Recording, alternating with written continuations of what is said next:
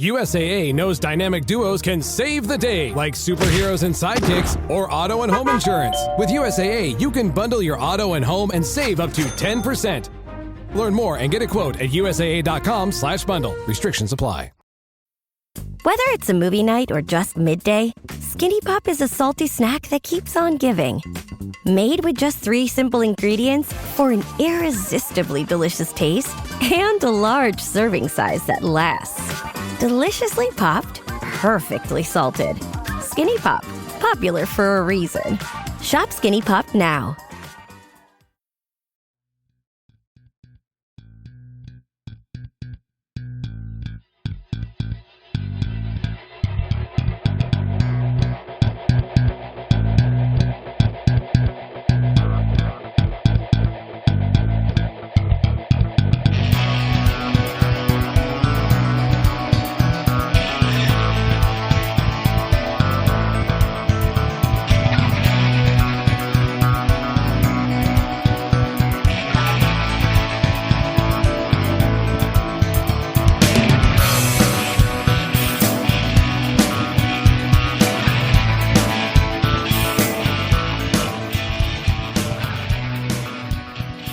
Welcome back to the Boundary Corner podcast, a part of the College Huddle Network, along with my partners, Brian Siegler, Jonathan Talley, and Shelton Moss. I am Curtis Wilson, and this episode is brought to you by Dr. Jeremy Counts down at the Counts Family Pharmacy, your friendly neighborhood pharmacy located 301 South Main Street in Blacksburg. Buddy, it's going to be a fun night tonight. We got a few guests on, and we're going to lead off with our first one tonight. I know everyone has been excited about the pyramid. We've seen all the 1999 comments. That's awesome.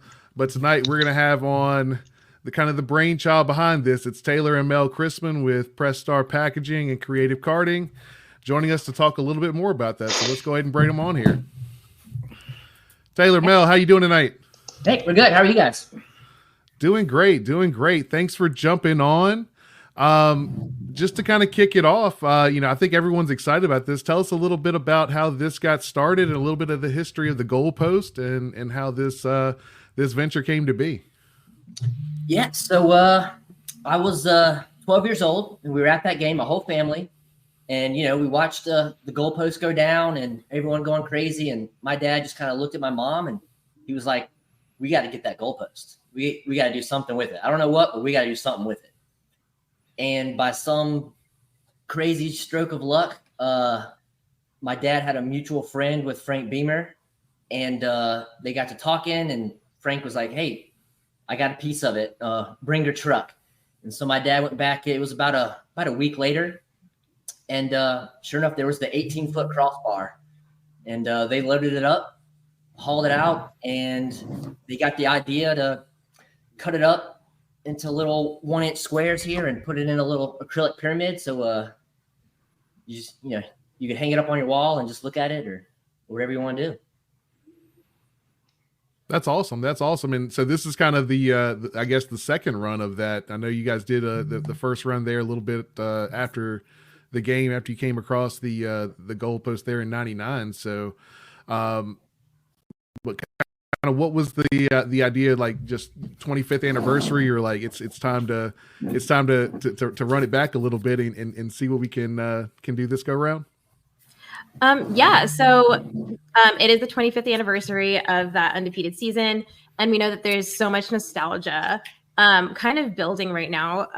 We're definitely kind of in a new era with Virginia Tech football, and I think everybody's really been talking about, it's come up a lot, the 25th anniversary of that undefeated season. So we thought, why not commemorate that and do another version of the pyramid? So that was kind of the idea behind redoing it or releasing like a whole new set. Yeah, and it's really cool. I mean, when you look at it, I mean, I love the obviously the celebrating the 25th anniversary and the iconography in there is really cool. And obviously getting the piece of that goalpost is huge. And when we look at the fact that I think just in recent years here, I think we've seen the 99 team celebrated a whole lot more. You get Michael Vick back on campus a lot more the last couple of years. He was there this past Thursday. So, I mean, it's really awesome to kind of see things come together, especially considering that, when we look back at that 20th anniversary, it wasn't quite as celebrated in the way I think a lot of fans and football alumni thought it should have been. So it's awesome that you guys are doing this and kind of bringing some attention to that. And I think, just that whole groundswell about that team has been pretty big this year. Yeah, definitely. Absolutely. Let's ask this. Amel, you said you were there in 1999 at that game, obviously, and your dad was like, let's get the goalpost. But obviously, if you were there for that game, you were there for a lot more, Taylor. I know you're a big fan as well. So go back to 1999. You're 12 years old. What was like the game for you? Was that the game, or was there something else in the season where it was like, this team's special? And you're at the age of where like, I'm going to remember this forever. Yeah, it was actually our first year having season tickets. Was that year? My parents knew, I think the whole fan base knew it could be a pretty special something, but I don't think anyone knew exactly what was coming. And that was quite the year to pick to start season tickets. But you always have one of those things where something happens, and no matter what, you always remember exactly where you were when it happened. And it was the West Virginia game for us. It was an away game, and of all the craziness, we were like, we got to get out of the house. Can't watch the game for a minute. Let's take a break. And we were out, and my mom was listening on her yellow Walkman headphones right when Mike took it down the field and then Shane hit that field goal. That was one of those things just seared in my mind, and that did it for me, that West Virginia game. I feel like everyone has a Miracle in Morgantown story. Like everybody that's a Tech fan remembers what they were doing, who they were with when that moment happened, just because of the stakes that were at play for what the Hokies could potentially be that year. And I feel like, that drive kind of encapsulated the fighting spirit of that team that year, because not all those games were pretty, right? Like there were some blowouts, but not all those games were pretty. It was a hard fought game in that particular instance. And, like I said, I think all of us Hokie fans remember where we were when we saw that drive take place. And, funny enough, I was on, the hill at, UVA in Charlottesville, because I was playing high school football at the time. And, my head coach was a big UVA fan. So we were watching UVA Georgia Tech, there on the hill, cause he took all of us for like an end of season trip down there, and they put it up on the screen. They put the West Virginia Tech game up on the screen,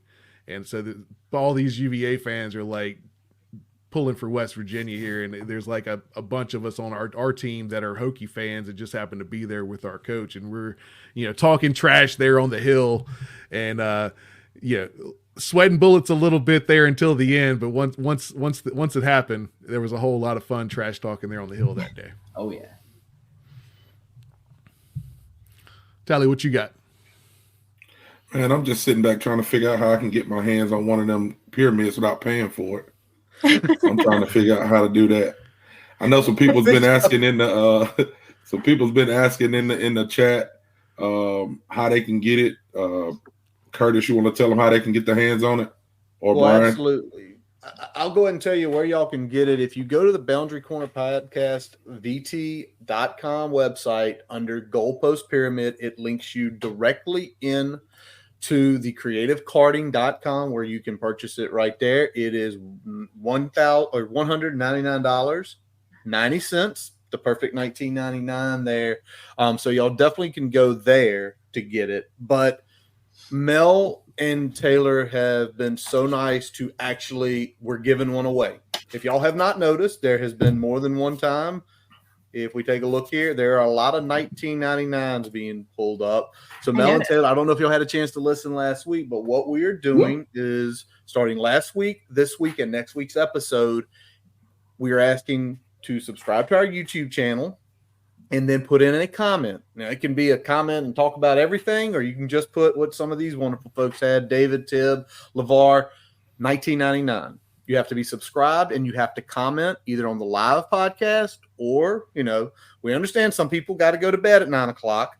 You can do it on the YouTube recorded We're pulling version. in the live comments and all the standard comments. So if you get them in there on the YouTube, on last week's video, this week's video, next week's video, that's your entry. That is your entry. We're going to pull it. Pretty simple. Pretty simple. I mean, one click, a couple of clicks, hang out with us, watch Curtis drink a little beer, watch Sheldon do some cussing. The same stuff that we do all week.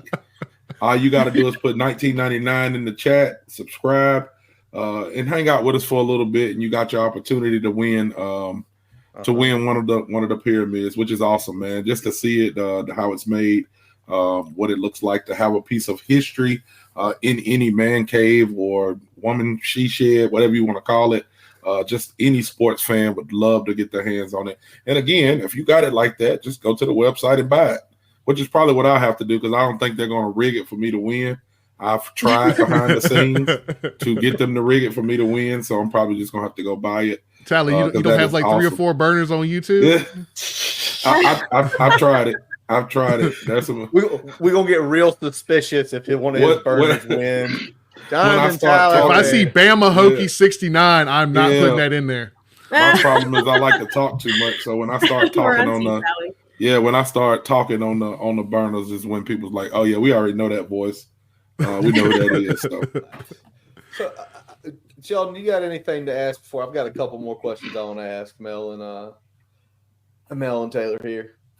No, man. I just think it's great that we're kind of preserving this piece of history. I know we did it for some seats in Castle Coliseum where they took some seats out and then kind of sold them off. So I think it's great. I can't wait until we beat Clemson in November and then we can tear down the goalpost and throw in the duck pond. And then 20 years from now, we'll be auctioning off the pieces from the Clemson goalpost. So I like it. There you Nice. Go. So let me ask this right now. Obviously, both y'all being fans and everything. Any interactions with the current coaching staff and just where they stand, and also who is your favorite Hokie? We all have different favorite Hokies on this, so I'd just love to hear a little bit more about how you feel about the new coach staff, plus who your random the double tie-in, the double tie-in by Robbie there. Respect. I'm a fan of the new coaching staff still. I think they're the ones that they're trying, and we're starting to see it. Things are coming together. They're rounding out. Like I was watching last week in Shelton, your breakdown of how Kyron is getting better and better, especially through the intermediate. Let's go. That summed it up to me. The whole coaching staff summed it up to me that we're starting to really take strides to get to where we all think that we should be at. So yeah, I'm a fan. I think we're going in the right direction for sure. Yeah, it's exciting. I think it's an exciting time for everybody, and I think hiccups to start the year aside, I think we're starting to see this team round into what we thought they could be and hit that level of play that we expected. And it's exciting because, we talked about it before we jumped on here. I've talked about it with Sheldon a few times, with Curtis and Tally a few times. Everything that we still wanted from a beginning of the year goal is still, in play. And we just got to go out there and take care of business. So it's exciting. And to Sheldon's point, let's go out and beat Clemson and have another goalpost to talk about. Yes, sir. Can't wait. Definitely. Hey, one question I got for you guys is where y'all at right now, Mel and Taylor? Like where y'all at? Oh, so we're in Christiansburg, Virginia. So we're like 10 minutes away from Virginia. Oh, wait. Like where are we at? Like locate, like geography wise? I'm just saying, like what room are y'all in right now? Oh, I see the wind flag in the back, so I'm trying to see who's got this cool room that y'all are sitting in. This is our dining room. we're not pretenders. We are diehard Tech Yeah. fans. Oh, they real. Oh, they real. Hey, you got a win flag sitting in the dining room. Hey, you are winning in life. That ain't just a flag. Hey, let's throw it up there. Typically, we have it in our gym, and it's a pretty sick gym, and it's got lots of Virginia Tech memorabilia in there. So, inspirational. There we go. There we go. And there is. Nice. Jason likes what he sees. Jason does like what he sees right there. So, before we just wrap this up, again, we want to thank y'all for not only taking a few minutes out of your evening. We understand everybody works, everybody's got things they've got to do. But we also want to say thank you for unleashing this back to the Virginia Tech fan base, giving us the opportunity to give it away. And I don't know what else to say. I'm with Shelton. It's like that Clemson game needs to be coming. Take a piece, tuck it into duck pong. Now, Mel and Taylor, I don't know how y'all are going to get it, but if that happens, Mel, y'all are going to have to go get the truck that night, because I don't think it's going to be sitting in Lane Stadium or sitting at the duck pond long. I don't think so either. Yeah. You better be camped out. I agree. and to Curtis's point, just thank you for being good stewards of this piece of memorabilia for over the years, and just bringing it back and giving it back to the Hokie fans that will take good care of it and cherish it. Yeah, well, nobody deserves it more than the Hokie fan base. I mean, we've been up, we've been down, and there's a lot that have been there the whole time. So yeah, fan base deserves everything like this they can get. Yeah, and honestly, we've had stories since we released this. I was there. I really wanted to touch that goalpost, and they were too far away, or they just weren't kind of in the fray. But we've had people say that was my favorite memory ever. And to be able to own a piece of it is pretty cool. They can just look at it and remember, that they were there. And I do think it's such a special moment that I think a lot of people remember. Yeah, I mean, for a lot of people, it is kind of the pinnacle of what Hokie football has achieved in most of our lifetime. So I mean, it's really it's absolutely a piece of history. And again, just thanks for sharing the love here. Thank you guys. Yeah, thank you guys for what you do. Yeah. Yep. We appreciate it, guys. And again, if you want to know where to get that, go to the Boundary Corner website, Goalpost Pyramid. If you just want to purchase one outright and then flaunt it to those who don't win and listen, I just bucked up the money and just paid for it, $199.90. And again, if you want to see it, just so y'all can see how passionate it is, we are when we start this, we just get flooded with 99s out of everywhere. So it's pretty sweet. And again, we appreciate y'all partnering up with us on this. And hopefully in the very near future, we can all catch up with each other down in Blacksburg at Lane Stadium. We'd love that. Awesome. Well, y'all take care, and y'all have a good evening. Thank you. Thanks, guys. See y'all. Thanks, guys. Thank y'all. So cool. It's just so cool. I mean, it is. There's no other way to say it. It's just cool to know that is there. Tally, just tell your wife that's what you want for Christmas. She'll get it for you. And you can put it right over your shoulder there next to the bottle of liquor. Right there. Yeah, we see it. Right there. I think that's a good place for it. Yeah, I got a couple of spots. I think I can put it up around the house. So, I mean, because that actually looks a little bit elegant. You know what I'm saying? It does. Because you got the nice glass to go on it. It doesn't look like a mini helmet. You know what I'm saying? Like a lot of the stuff that I have. But hey, don't trash the mini helmets though. I love mini helmets. I got plenty, man. I love mini. He's just saying he could put that in the living room and I could put that in the living room, and I could put that right on the mantle or something. It's pretty. Yeah. All right. Well, boys, we got a lot to break down tonight. We are going to be talking with a special guest from the WreckTalk, right? I get that right? WreckTalk. WreckTalk. Yeah. I can't spell tonight. Curtis. WreckTalk with Know the Enemy what? What kind of shirt you got on, man? Y'all know what I got on. So in case y'all were wondering and y'all paid attention, way back in May, we asked Coach Pry, Tally asked on behalf of everybody, Coach, we love the shirts. Can you send them to us? And y'all, they didn't skimp on it. They sent all of us the Hunger Drills shirts. I had to wear. It's now the perfect time of year for this shirt. It's nice, light. It's a perfect for a fall night. I had to bring it out tonight. I mean, it's just a sick shirt. So Curtis, you're getting called out already, man. Sorry, WreckTalk. Sorry, man. I completely spelled it wrong on the rundown. I'm very sorry. So you can lambaste me when you get in here. So don't worry, Curtis messes up names all the time. Oh yeah, don't take It's it not personal. you. It's not personal. All righty. Well, we got that later on, but let's start with Tell the Truth Tuesday with a massive victory of the BC 42-21 on Thursday night. And I'm going to go through here real quick on some things we said. First of all, Shelton Moss said, we have to embrace Thursday night. Shelton, did this team, the coaching staff, and the fans embrace Thursday night? Absolutely. One of the most historic rushing performances we've ever seen from a Hokie, with Bayshaw Tootin setting the single game record, breaking Darren Evanson's record. APR with another 4-sack banger, put up 42 points. You give up 3 turnovers and you still win by 21. I mean, that's about all you can ask for. And we took the all-time lead in most wins on Thursday night with our 25th win since 1994, more than any other team in the country. So back in sole possession of Thursday night. So it is officially our night and nobody else's. There we go. We embraced it. Jonathan Talley, you said we needed to limit Tommy Castellano's legs. Did we limit that man's legs? Yeah, we turned Castellanos into a castaway. He was out of him. He was cast off.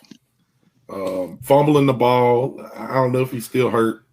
I hope nobody's hurt, but, fumbling the ball, seeing ghosts, getting hit, chasing him around, APR on his head like a toupee. It was a good night. Mayhul in his face on the sideline. Oh my God, it was a good night, man. It was just, you seen a lot of great performances, but again, back to what Curtis said, talking about my key to performance was limit his legs, and I think he may have had like 58 yards on 20 carries. So yep, I'll take that. I'll take that. 20. As long as it was 18. So you do the math, it's even worse after that. Brian Siegler, you said get off the field on money downs, and I think we did that pretty good. Yeah, especially in the first half. I think they only had 2 conversions in the first half. Really good job overall throughout the game there, getting off on money downs. And to that point, a lot of getting off the field on money downs is Talley's point there of limit what Castellanos does with his legs. He was not scrambling that well. We did a good job of containing him, keeping him in the pocket, getting him down when we needed to. And the results speak for themselves, I think. 100%. And mine was just finish. We talked about BC allowing sacks and APR 8 all night. 4 sacks, his 3rd, 4th sack game of his career here at Virginia Tech 2 this season. And then in the offensive side of the ball, touchdowns, not field goals. Y'all, how many times we went in the red zone Thursday night? How many? You know how many times? 4. How many? Did we kick any field goals? Nope. 4 touchdowns. And as we talked about it, though, they were not a shabby red zone defense. They had only given up 5 touchdowns all season in the red zone. We damn near got to that number Thursday night. So we told the truth about what our keys were, and we talked about what went well. Sheldon already hit it up. Tootin breaking the rush game record. 18 carries for 266. Insane. That is sick. I'm telling you, but this is what I'll say. I think we talked about this a couple of weeks ago, and I was like, or even I can't remember if we talked about it on here or we posted on Twitter or some happened. But we talked about getting him the ball more. Since the beginning of the year, getting him the ball, letting him feel the game, like the offense has to go through him. And it looked like they decided that, okay, that's what we need to do. Let's get the ball in our playmakers' hands. And he showed up and showed out. And again, like I said, for whatever reason, some people were saying, well, it's BC. Well, I remember at the beginning of the season, people tabbed BC to be the ACC winners after they beat Florida State, and they took Missouri to the brink of a win, and people talk, oh, they're gonna kill us, and then once we beat them, it's like, oh, it's BC. No, that's a good team. They had the sack leader on their team, or he was tied for second when we played them. But again, we showed up and showed out. So, and we did it in orange. Go ahead. What else? Did it in orange. Hey, orange. There you go. He looked quicker without the brace. Hey, Shelton, though, we got to give Tootin a lot of credit, but you've been saying all year about the offensive line, and you dug up the stat earlier. I think actually a couple days ago is when I asked you about it, and y'all, if what Shelton's about to tell you continues to happen, the sky is the limit for Basal Tuden this year. So typically what I like to do to evaluate offensive line play is look at the percentage of yards before and after contact, just to see how far it is upfield that a running back can get before it gets touched by a defender. So, coming to the game, Tech was not very good at yards before contact per rush. I think they were 108th, if I'm not mistaken, in the country. And so, but that totally turned around against BC. So against the Eagles, 60% of Tech's rushing yards on designed attempts came before contact. That was by far the highest percentage of the season. It was like 25% above their next best performance. And on a per rush average is about 5.7. So, we saw on Tuden's 83-yard touchdown run in the second quarter, he was not touched at all. I mean, the only time he got touched was, when he was in the end zone and that the defender was trailing after him, trying to swipe the ball away. But I thought the O-line did a great job blocking, and I felt like it was the first time all year where Tuden was able to get to the second level on such a consistent basis. And once he's at the second level, man, like it's a wrap. Like he can make you miss. He can just run right around you. Like he's a tough guy to stop once he gets past that first level. So I thought it was by far the best performance of the season for the O-line. It wasn't like Tuden carrying the show. It was a complete team performance. Guys are making their blocks. The Moore brothers were awesome. Xavier Chaplin had another awesome performance. I highlighted him on Twitter. Just all around fantastic performance in terms of blocking. If you can get Chaplin, if you can get Sheldon to make a highlight tape for a offensive lineman, yeah, he doing something. That offensive lineman is doing some work. But I seen Curtis. I didn't mean to cut you off. Seen Steven put a post up and said, both of those big runs were on Chaplin's side. Got to go back and watch that tape because get to know 79, Johnny Garrett. On one of those big runs, he was the one who wrapped in the hole and cleared the trash. So Chaplin's doing an awesome job, but we also got some young linemen that have stepped up and started doing their jobs as well. So Garrett definitely made that big run happen.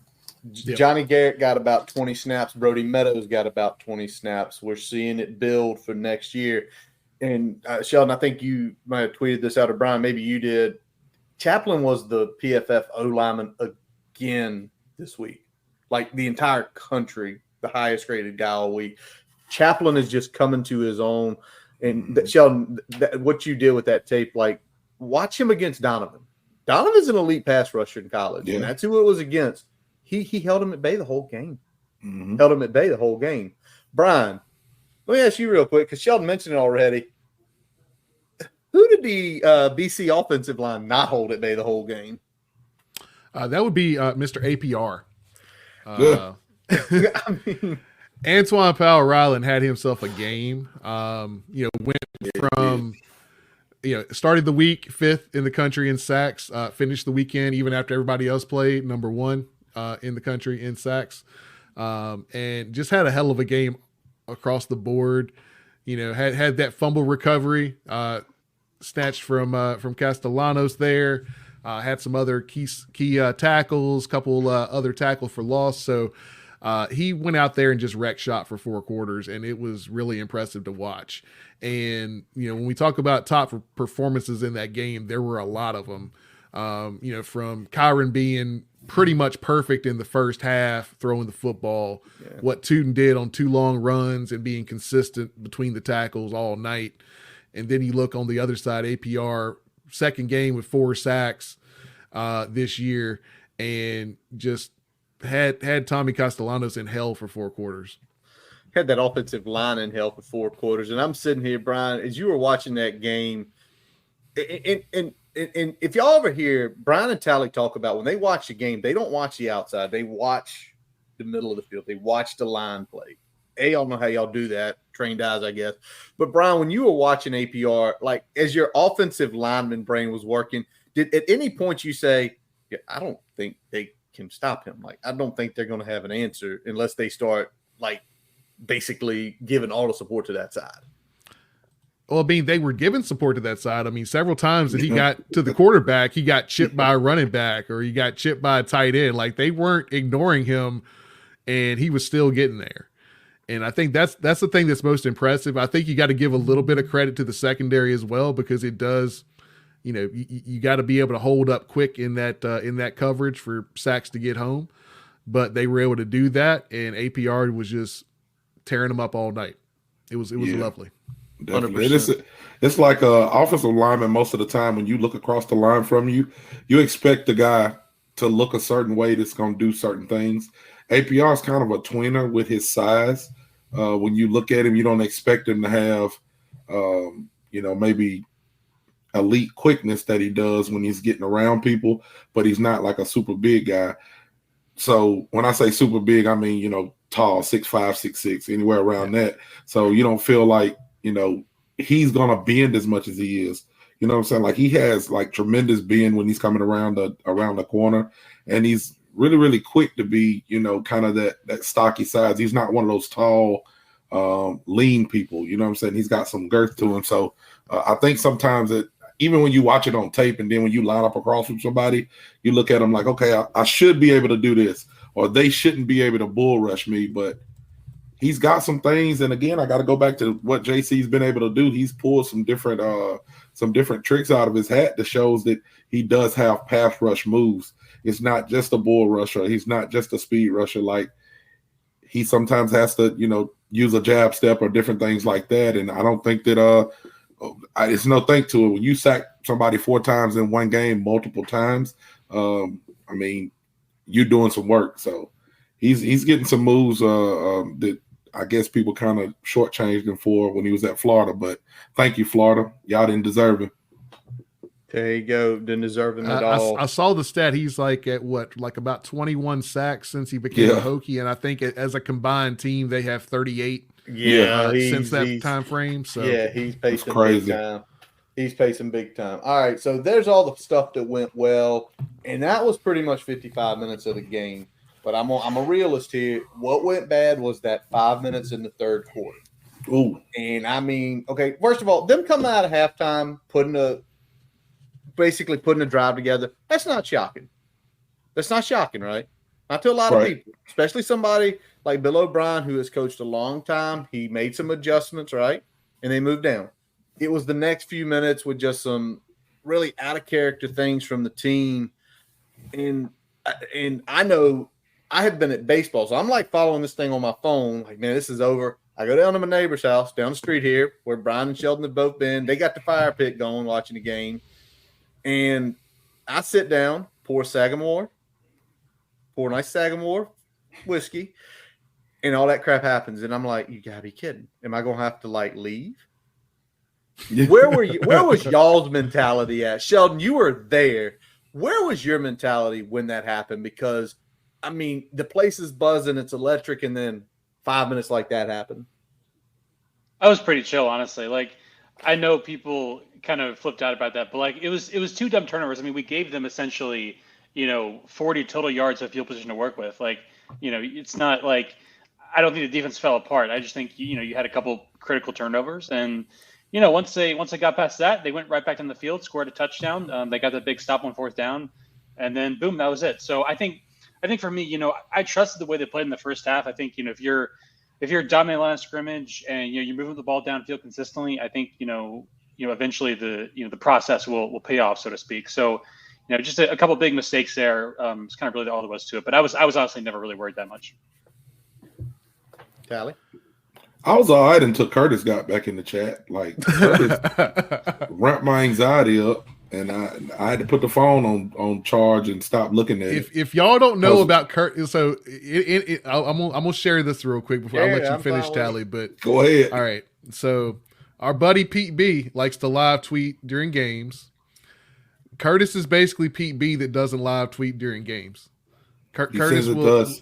It's very high and low. It's very high and low. It's an emotional roller coaster. And depending on where you are at the time is going to depend on what type of Curtis you get.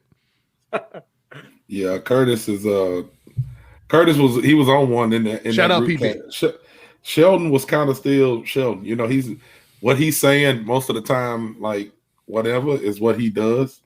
He's just kind of, I told y'all we're better than them. We're gonna win. And I'm like, well, Curtis ain't saying we're gonna win. So I'm kind of leaning Curtis's way because I'm watching the game as well. But yeah, no, it was fun though, man. And like you said, we went through that stretch, and it was just kind of like, let me see. Actually, I had to do something with my son. I had to get him, and I ended up taking him to go get something to eat. And we leave to go grab him something to eat, and I come back, and it's like, what's happened? It's like a different team, and then we give them, 2 turnovers, and next thing you know, it's like, oh Lord, here we go again. But we overcame, so I was all right with that. Yep. To me, I think it kind of started a little bit with the Colin Schlee call there on that drive opening the second half. I feel like that kind of fiddled with our mojo a little bit. Then we had another, I think, drop on that series that ultimately we ended up getting off the field punting, and then they drove down and did their thing on that first drive. And then you have a couple mistakes. The next thing you know, 4 scores becomes 1 score, and you're sweating a little bit. To Shelton's point, I never got worried, but I was definitely like, this is not going to be as pretty as it should be now, because these are mistakes that you can't make. But at the same time, like I'd seen what we had done in the first half. I thought that if we could just stop the bleeding, it was going to be fine, because we've shown that we could handle them at the line of scrimmage. Yeah. Right. And, well, I won't give all of the family secrets away, but I want to read some of the live messages from Curtis during the game. We had y'all, I'm about to leave. This isn't cool. Y'all, this is stupid. That's all in the course of about 2 minutes right there, though. I mean, it was only 5 minutes. Oh, yeah, I know. It was probably 12 minutes total time, 5 minutes run time. Tally, I think it's somewhere in that chain. I literally told you, Tally, I have to do this here so I can be somewhat calm and somewhat here on Tuesday nights. Oh, We're Cursed was in there somewhere. Oh, we're cursed is always coming up. That's always coming up. Anytime we do something, we're cursed. I think Tally might have froze on us. I think Tally did freeze on us. He's probably reading the really bad ones right now. But you know what? That's a stylish pose. At first, I thought he was like building suspense. Oh yeah, and he was going to look up. but and then he didn't move for 30 seconds. I'm like, not so much. Can I say this though about the coaching staff and this team and these players? So we've been down numerous times this year. Go back to Vandy and Rutgers. We've had bad things happen, like the ODU game. The one thing I think this coaching staff has instilled, and it even goes back to last year, is resiliency amongst the team. Because you don't see them. They're like Shelton. Something bad happens, they don't panic. They aren't losing their minds. They aren't going around doing dumb shit. So effectively, that happened, and then we just calmed down. And about 5 minutes later, we stopped them on 4th down. Touchdown. We stopped them again, 3 and out. Touchdown. So the reality is, I hate it. I have to get it out. If I don't get it out, I would lose my mind here on every Tuesday night. I don't think that would be much fun for watching. But when bad things happen, this team and this coaching staff does not panic. And we've now seen that in numerous examples in the last year plus. You got one more good one right there? You got one more good one, or did you put it away? Huh? Oh, you talking to me? Yeah. Oh no, it was just a we cursed, and then we cursed to laugh out loud after we scored. So no, we cursed and then we still cursed to laugh. Hey, we was the last one. The funniest one was Tally responding, "They cursed too then," and then and that was after I think that last turnover they had. Yeah. Gotta love it. Gotta love it. All right, just a couple more things as we close out the Tell the Truth segment. I think I was not prepared for no field goals. I expected them to stop us at least once. I expected someone to kick. Somebody to kick. No field goals. Can you make a bet on that on the betting sites? Like, I believe there will be no field goals kicked in this game. Well, they tried. Oh, that's good. I think they tried to run a trick play there. Yeah, because that guy was moving from the field. Yeah, like I think they were trying to run a trick play, and it just when he bobbled it, they were fucked. Yeah. So, can we just say this too as we move on? Because we do want to hit a little something. The version of this team since Rutgers, they just got to keep being it, and they've got to keep improving, because this team that keeps showing up statistically, mentally, physically. Again, I think they can stand toe-to-toe with a lot of good teams in the country. No, I agree. You're right on point with what you're saying with that. You know what I'm saying? Just what needs to happen moving forward is just, I think we're going to touch on it a little bit later too. Just continue feeding into your identity, Yep. Like you're 7 games in, you know what you can do and you know what you can't do. Feed into that. Yep. I think that's been the big thing for us is that, what we've seen since the start of conference play has been a team with an identity on both sides of the football, a team that has been playing, one moment or here aside, I think a lot better as a unit. And I'm thinking not just the team itself, but also the way the coaching staff has been during the games. I think they've called a better game from a coordinator standpoint. I think Brent Pry has been better from a game management standpoint in that same time stretch as well. So we have an identity now. It's just about keeping it consistent and putting that best product out every week because we know what the ceiling looks like now. We've seen it. We just got to be consistent with it going forward. Sean, you got anything to add on top of that? Anything you got to say we got to keep doing better moving forward? I think we've been running the ball pretty well, and we can talk about this a little bit more in depth later on. But I think Bowen has added some complexity to the run game, kind of building off some of that base stuff that they've been doing with split zone, for instance. So, the rushing numbers continue to get better. I think as the offense progresses, the O-line gets better.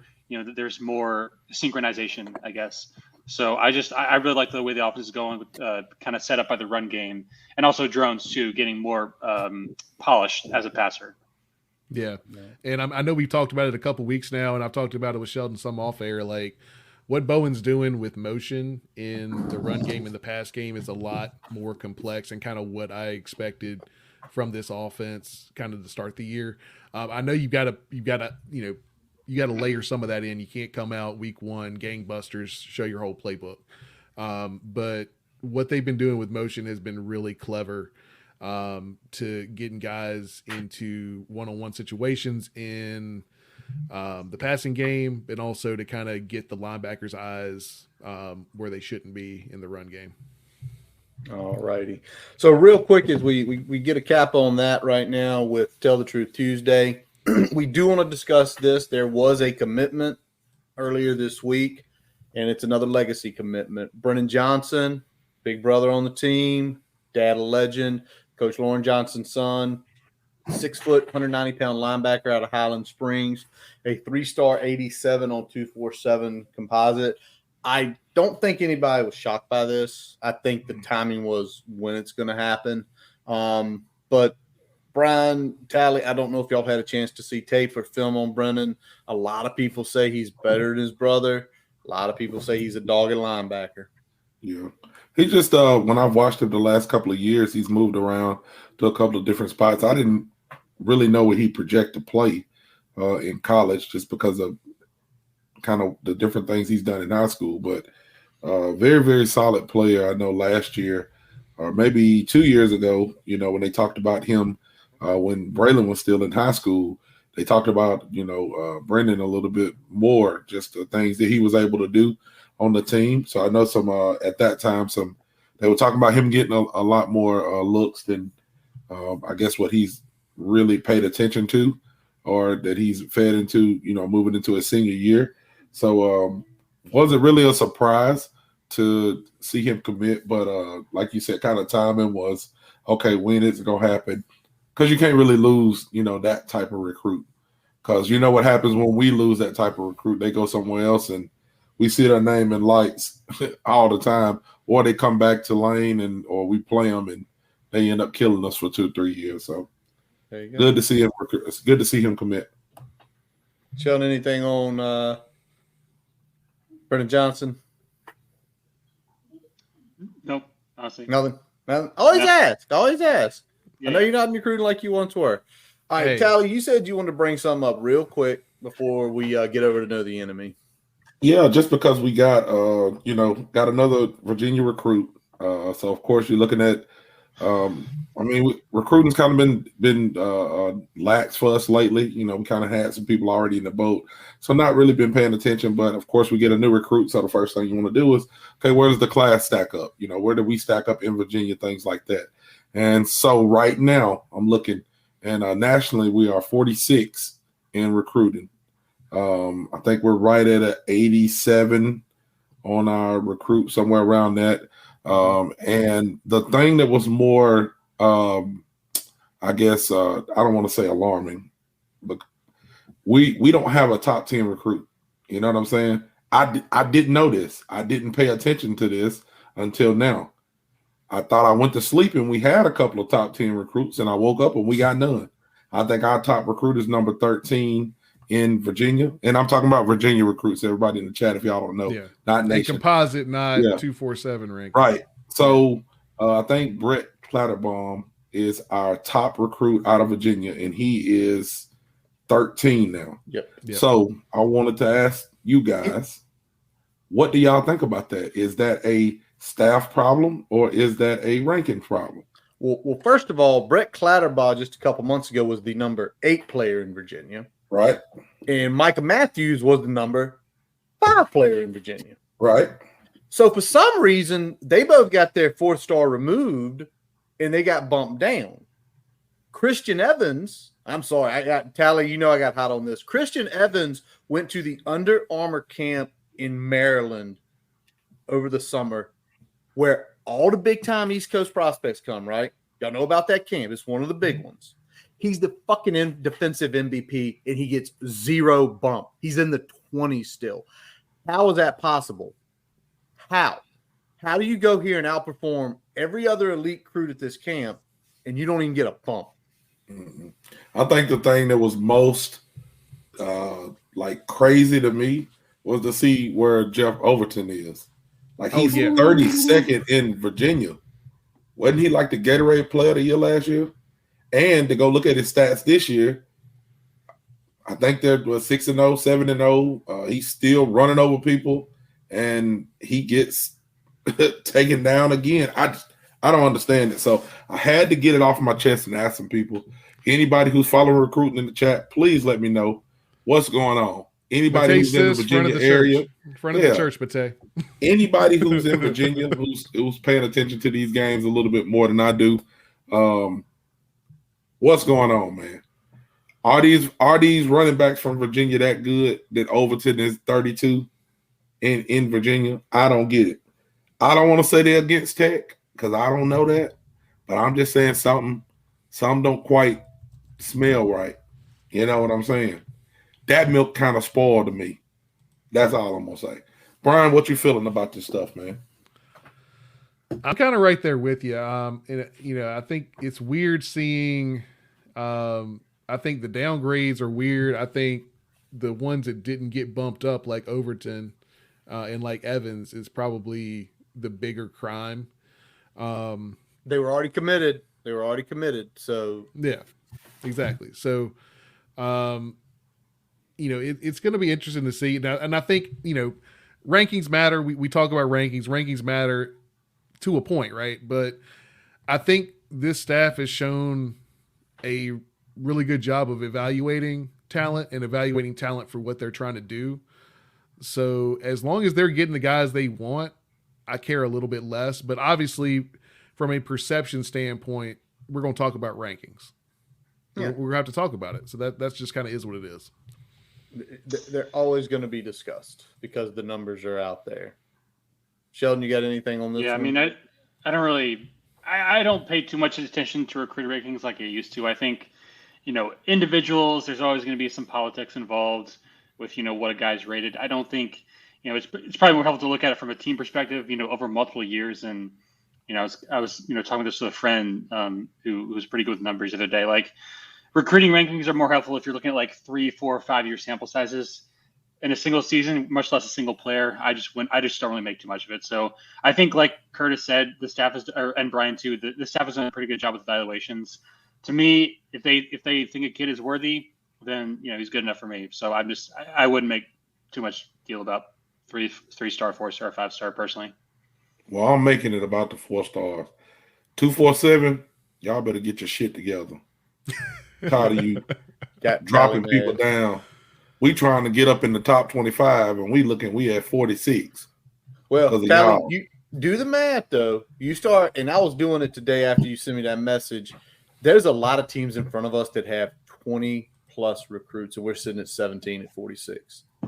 The average is only a little bit lower than what we want to be at. The 87s where it's like, I think if you did that, we're at like 31. Yeah, I mean, we want to be at about 80. Our squad, we want to be at about 88. Yep. So if we're at 87 and a half, we're in that ballpark. I think the problem That's what is it that was. we were there. We were at like just below that 88. We're like 87.7, and then they bumped them down, the and bump down. They bumped And us. you know, it hurts more because you get bumped down the two people that are probably weighting the average up the most. So Right. it hurts a little bit more in that percentage. But I mean, I'm kind of at a point where, like I said earlier, if they're guys that this staff wants and they think they can play, just about every young guy, especially on the defensive side of the ball, but I mean, we're seeing it on the offensive side of the ball. Everybody they're bringing in has went out there and had some success on the field. So, and that's with a team now that is pretty veteran. So if they're stacking guys behind them that are able to kind of Wally Pip some of those guys, especially when injuries happen and things like that, I'm okay with it. All right, Tally, I'm going to say one last thing before we do a little break read here and bring on WreckTalk. Woodson was ranked 18th. And there's some players that have been in front of him that he is considerably outperforming. Brooks Running reminds us that we're all powered by something. Whether it's the me-time energy of a run after a day at the office, the electrifying energy of your first marathon, or the infectious energy of a group run with your friends. No matter what energy powers you, Brooks has gear specifically designed to unleash it. So lace up and let it out. Let's run there. Visit brooksrunning.com today to learn more. Eczema isn't always obvious, but it's real. And so is the relief from Ebglyss. After an initial dosing phase, about 4 in 10 people taking Ebglyss achieved itch relief and clear or almost clear skin at 16 weeks. And most of those people maintain skin that's still more clear at 1 year with monthly dosing. Ebglyss, lebrikizumab LBKZ, a 250 milligram per 2 milliliter injection, is a prescription medicine used to treat adults and children 12 years of age and older who weigh at least 88 pounds or 40 kilograms with moderate to severe eczema, also called atopic dermatitis, that is not well controlled with prescription therapies used on the skin or topicals, or who cannot use topical therapies. Ebglyss can be used with or without topical corticosteroids. Don't use if you're allergic to Ebglyss. Allergic reactions can occur that can be severe. Eye problems can occur. Tell your doctor if you have new or worsening eye problems. You should not receive a live vaccine when treated with Ebglyss. Before starting Ebglyss, tell your doctor if you have a parasitic infection. Searching for real relief? Ask your doctor about Ebglyss and visit ebglyss.lilly.com or call 1-800-LILY-RX or 1-800-545-5979. Including a couple that went to Penn State. So we'll move on from this. And as always, we are brought to you by Count Stanley Pharmacy, your friendly neighborhood pharmacy located at 301 South Main Street in Blacksburg. Go see Jeremy and let him entertain you any day of the week. So now we move on to Know the Enemy. And tonight, got a buddy of ours from WreckTalk coming in. So we'll go ahead and pull him in here. How's it going tonight, man? It's going pretty good. How are you guys doing? Hey, I like the AKA there. Got to call Curtis out a little bit. Yeah, there you go. Dude, I'm really upset about that, and I will never, ever let it go. Don't let it go. Ever. You should never let it go. So, hey, Curtis has butchered some pretty easy and straightforward names in the past there, so please don't take any direct offense, but definitely give him as much shit as possible. Your running back's a nightmare for you, then. How long did it take you to learn to pronounce his name? About 6 months. Yeah. 6 months. It was facial. Oh, it was all bad. Hey, don't ask him to say Kelly Lawson though. Oh God. Yeah, I need the pronunciation guide, but nobody. Kelly, Kelly, Lua. I needed one of those night. But WreckTalk, give us a little background on yourself, how you started your podcast, and where folks can find you. So I started mine right after the game after we fired Jeff Collins. That's why, if you notice in the chat, it probably didn't make sense to you when you said money down that was a big thing Jeff Collins did. And I probably have 40 hours of content just absolutely hating him and talking about how dumb he is. In fact, I went to North Carolina and I got seats 3 rows back from where he stands. And I just yelled at him mercilessly all game. And that last drive we had was great. But I started right after Collins was fired. And only thing I've done right is just keep making videos. I don't know how watchable they are, but you just keep going on and talking. I mean, it takes a certain kind of narcissist to talk for like 2 hours on a live show and think people are still listening to it. So that's what I've done. Hey, you got to respect that, though. You got to respect that. And, you got to respect the Jeff Collins hate, because I can definitely commiserate with what they're dealing with. And it's UNC's problem now. And it's kind of fun to see the other side of it when it's like, all right, well, that's your problem. I'm going to talk my shit now, though, because you're catching the end of it right now. They're paying that moron $1.1 million a year to give up 70 to JMU. And I'm like, man, I'd screw up that game for 1/10 of that for you guys. Save you some money. I mean, we need to get into coaching. I think some of you might be, but from the sounds of it, but that's what I need to do. Yeah, I've dabbled in the past, and I think I could have went out there and called a better game against JMU, but do the opposite of what you're doing on one. Right. You keep sending the same play calls in, and they keep scoring touchdowns. Try something else. But hell, you would think if he just picked one play call and stuck with it the whole game, he wouldn't give up 70. Maybe it's got to work at least like 10% of the time. You'd think. Yeah. All righty. So let's go. It's always fun getting a basketball score in a football game. How you do that? They're ready for basketball season, aren't they? Yes, they are. All right. Well, let's get into it. Let's talk a little bit about the Georgia Tech Yellow Jackets here, and let's talk about the offense. And y'all got your offensive coordinator Buster Faulkner, and a name that everybody in Hokie Nation will forever hate as your co-OC and Chris Winkie. Fuck that guy. Fuck him forever. So what I was wondering, because when you have one like that, and Faulkner's tight ends coach, Winkie's working with quarterbacks, who is a primary play caller for the Georgia Tech Yellow Jackets on the offense? It's interesting because it's changed. So it's definitely Buster Faulkner. Okay. Buster Faulkner is definitely the play caller, but when Key was interim and we had Chip Long, Winkie actually called the plays for the last half of the season. And if you ask any Tech fan, I mean, Winkie is the heir apparent to become the OC. Tech struggled on offense this year. Buster, we had to pay Buster to keep him from going to places like Kentucky or going to an SEC job. But Buster's play caller going a little rough this season, but we'll see if we can dial something up for the Hokies Saturday, the Tecmo Bowl. There we go. The two schools that can claim the moniker Tech, and everybody knows who they're talking about. Let's talk a little bit about the quarterback situation, because that seems to be the one thing that, even in the media hype and everything, you got the national media talking about it. You got your coach kind of refuting what the national media is saying. What's the story going on at quarterback? Are we going to see Haynes King? Who are we going to see? Who you think we're going to see? If I was a betting man, I'd say Pyron starts. I mean, King not starting last week was a big deal. And I think as a staff, you don't want to put a 65% King in, have him now have a season-ending injury. Now you're guaranteed not to have him when you have a very capable backup in Zach Pyron. He played against Notre Dame last week. I hate that his first kind of start this year was against Notre Dame with the 4th-ranked pass offense in the country. Pretty tough out. He's trying to force some throws to make some plays. But Zach Pyron does have a win in Blacksburg. So he started in his interim year, went to Blacksburg and got a win. And look, he's an Elite 11 quarterback. He's a veteran guy. There's probably not too many teams that have backups that are veteran like that, and I have the full confidence in Pyron if and probably when he does start in this game. Yeah, I think everybody else on this show remembers that game that Pyron went in there and carved us up a little bit. It was a little frustrating to witness that game and how that went down.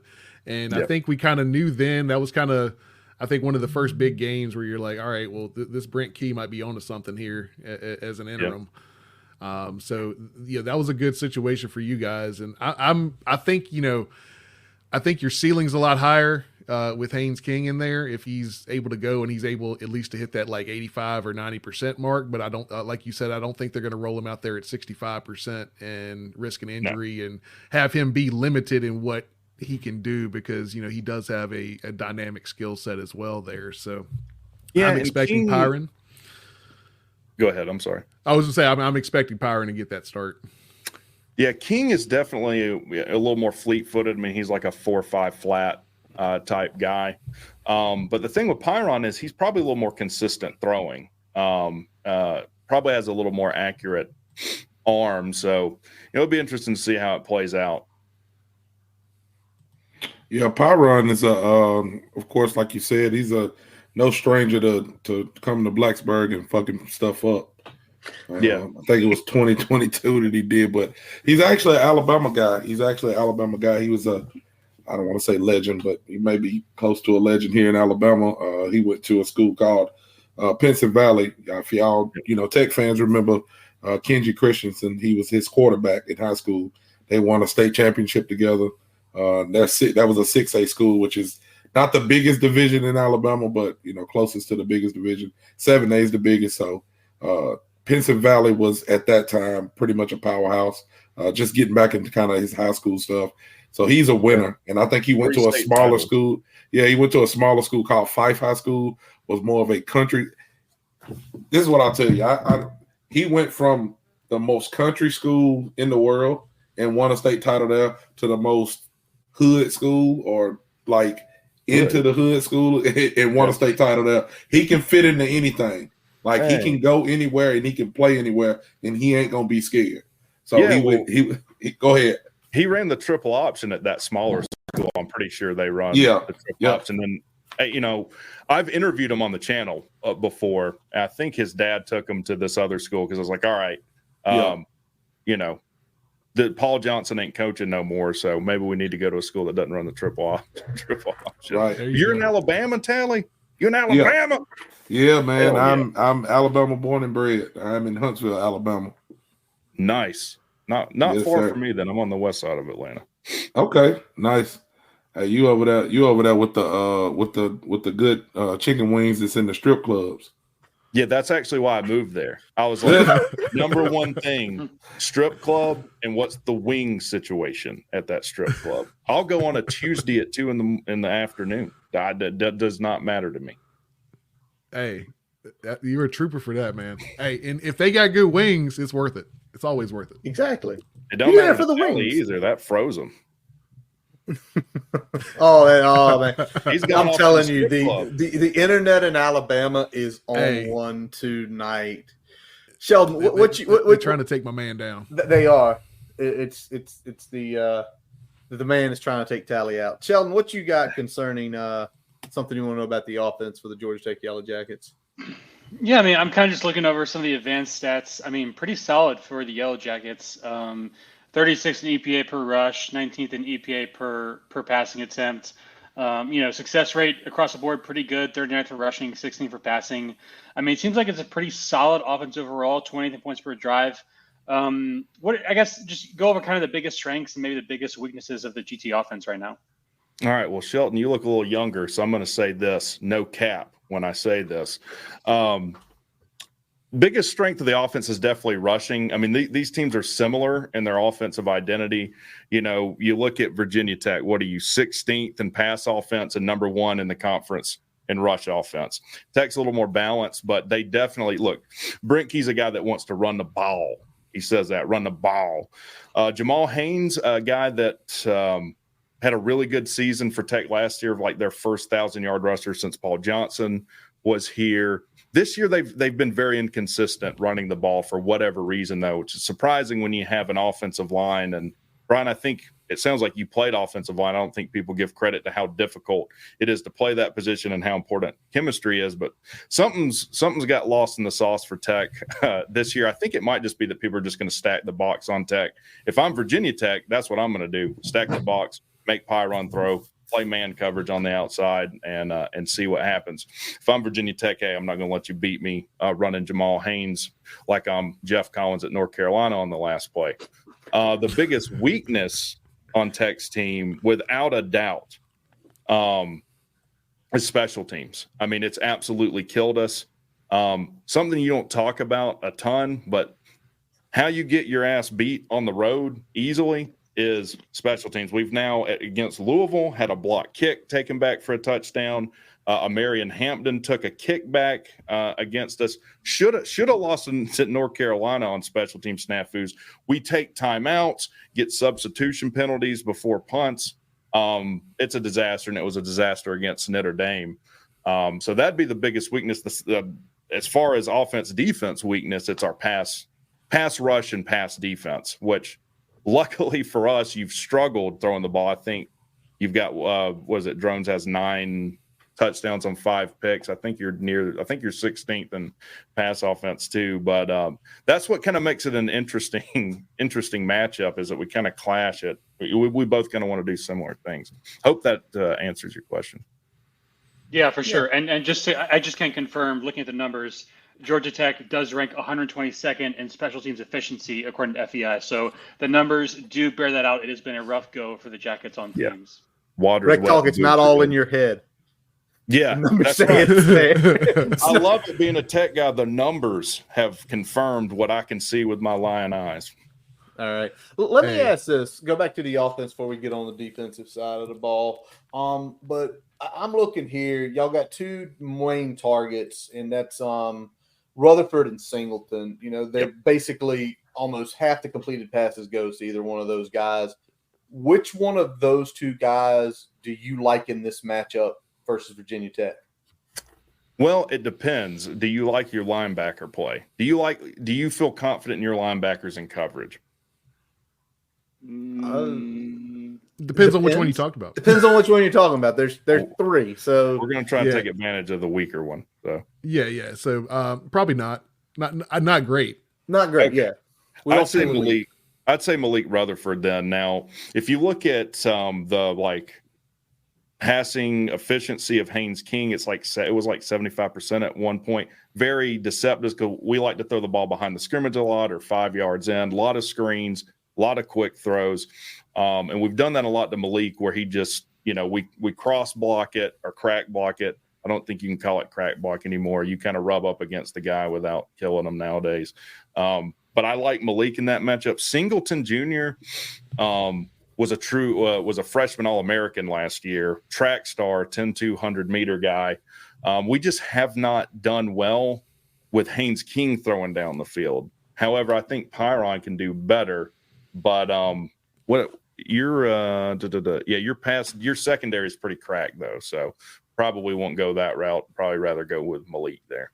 Yeah, and you got one of our linebackers, Keontae Jenkins, is effectively, he plays an outside linebacker spot, but he's coming over from playing safety. So that's where it's like when we talk about some of those slot guys, you watch with all the defenses, right? Like there's usually a converted safety doing something near the line of scrimmage. And sometimes if they're really good, they can lock up a slot receiver. If they suck, slot seat all day. And it's crazy to see that. Exactly. Yeah, and I mean outside we're pretty good with Delane and Strong. So if we get into those situations, it sounds like what you're telling me is that what we're going to need to do good is track the slot and the running back and tackle well, because they're going to get the ball quickly in space, and we're going to need to tackle to avoid getting into those second and short, third and short situations. Because I mean, this is a defense for the Hokies that thrives on getting into second and third down and long, where we can send our defensive line after your quarterback. Yeah, and boy, was it Powell Ryland is a hoss. What is he a junior? What is his class? He's a senior. He's a senior. Yeah, so you won't see him anymore. He's going to go pretty high in the draft then. I think he's leading the conference in sacks, tackles for loss, a lot of different stats. Yeah, he's number 1 in the country right now, actually. So he took over that moniker this week, actually. He was 5th going into Thursday, and by the close of Saturday, he was number 1. So he had 4 against Boston College there, and just, I mean, he's been as advertised, really start to finish so far this year. And, we're really excited about what that defensive line has done as a whole, especially when it comes to getting after the passer. It'll be interesting. Georgia, I think Tech's only given up 2 or 3 sacks all year. I think they're near the top of the country in giving sacks up. So be interesting to see that matchup. Tech, likes to run the RPO game, which is really the modern day version of the triple option. So we might just work on taking him out of some plays, and maybe some other guys can make some plays. But I'm excited to see it. Yeah, they did that a little bit with Vandy when we played Vandy. So I'm imagining there's going to be a little bit of that mixed in as well, trying to neutralize him as much as possible. Like I said, that's why first down is so important for Virginia Tech from a defensive standpoint, because if we can get you in long situations on second and third, that's when we can really do the things that we like to do. Oh yeah. I did also confirm real quick. Haynes King, 30.7% of his passes this year have been behind the line of scrimmage. That's tied with Quinn Ewers for most in the Power Four. So yes, lots of big heavy dose short quick. Why is ESPN not hired you, Shelton? Like, you're just like a machine with these stats, man. Like, I think I'm just a monkey on a keyboard, man. I'm typing away. Like, we're not golfing. You don't have to sandbag me or nothing. We're not about to put money on it. And that does make a lot of sense with the number of sacks. Passing that much time behind the line of scrimmage tells you y'all want to get that ball out quick. Let's flip over to the tackle, guys. Got to tackle. Be nice behind the line of scrimmage a lot. Let's talk about your defense next, though. Obviously, Santucci's your DC, but obviously so much of this is coming from Brent Key and, what he's instilled there. And, I've got some really good players, but the one that jumped out to me was Trinelius Tatum. I hope I butchered that as well as I did your show's name there. By some miracle, you pronounced it correct, so... I win. Everybody golf clap for Curtis. Everybody golf clap on that, because man, when I looked at not only some of the tape and watching him in a few games this year, but also his stat lines, he seems like he is everywhere at all times. What is he? Do you consider him your best defensive player, or what do you think? No, I mean, he's a guy that's been there a while, got a lot of experience, and look, he's made some good plays for us. The killer in this game for Tech is that Kyle Eford will most likely be out too. He injured his shoulder at UNC. I think he said he's practicing a black jersey, but that was our most surefire run stopper, which is 100% what Tech needs in this game. So he's probably been. Hey, let me ask a question. Go ahead. Who was the dude in the first game that looked like a made up linebacker? Was that him? Was that the Kyle kid with the cowboy collar on? Oh yeah. That's him. I don't know why that's made a comeback. It went out of style for like 10 years, and now they're back. But yeah, y'all go look him up in that first game that Georgia Tech played, and see if you want us to play against him. No, we don't want to play against him, because he looked like one of them boys off the program, the movie. And I think he was on steroids that first game. So I'm just saying, he looked like a linebacker, dog.